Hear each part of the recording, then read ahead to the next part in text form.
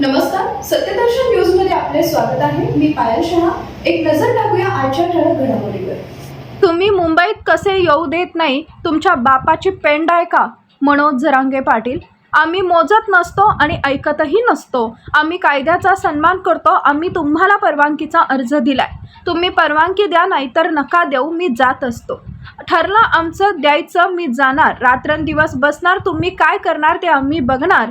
तुम्ही मुंबईत कसे अडवता ते पण बघतो. मनोज जरांगे पाटील यांनी दिला सरकारला इशारा. हे मराठे मुंबईत जाणार आहेत म्हणूनच यांनी मुद्दाम सरकारनं हे केलंय.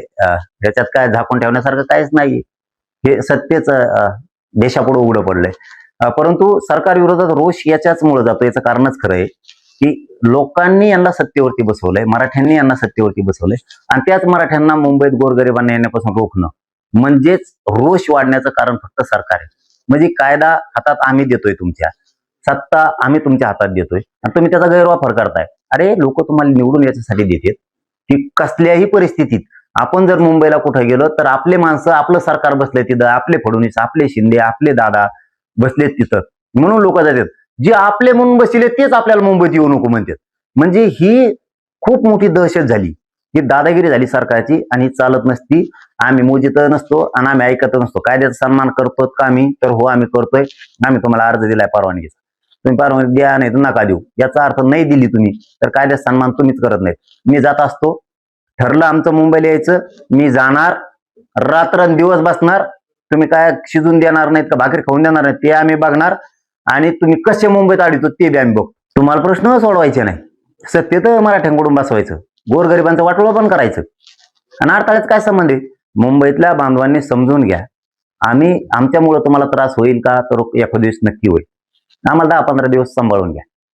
तुम्ही पण काय तिथं सुखी नाहीये. आम्हाला सुख नाही म्हणून आमच्या मागण्यासाठी आमच्या लेकरा बाळात कल्याण व्हावं म्हणून मुंबईत येतोय. जर आमच्यामुळे तुम्हाला 10-15 दिवस त्रास झाला तर होऊ द्या, सहन करा. आम्ही पण तुमचेच आहेत, आम्ही का लोकांचे नाही आहेत.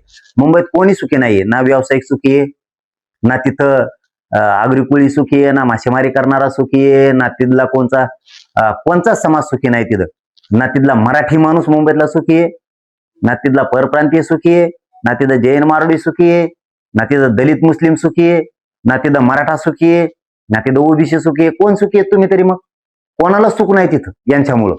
आम्ही त्यांना नीट करायला यायला लागलो. जरा माज आहे त्यांच्या डोक्यात, मस्ती आहे, ते जरा कमी करायला यायला लागलो. त्याच्यात तुमचं पण हित आहे. आम्ही तुमचं पण लेकरा बाळाचं कल्याणात होणार आहे. हा, एक गोष्ट करी, थोडा त्रास होईल तर आम्हाला सांभाळून घ्या. आम्ही गरीबाचे पोर आहेत. आम्ही न्यायासाठी तिथे यायला लागलो. मुंबईत मात्र येणार जर ठरलं ना, मुंबईत येणार वर्षावरच येणार. मग इथं बसू नका, तिथं बसू नका. काय तुमच्या बापाची पेंडे होय, इकडे येऊ नको तिकडे येऊ नको.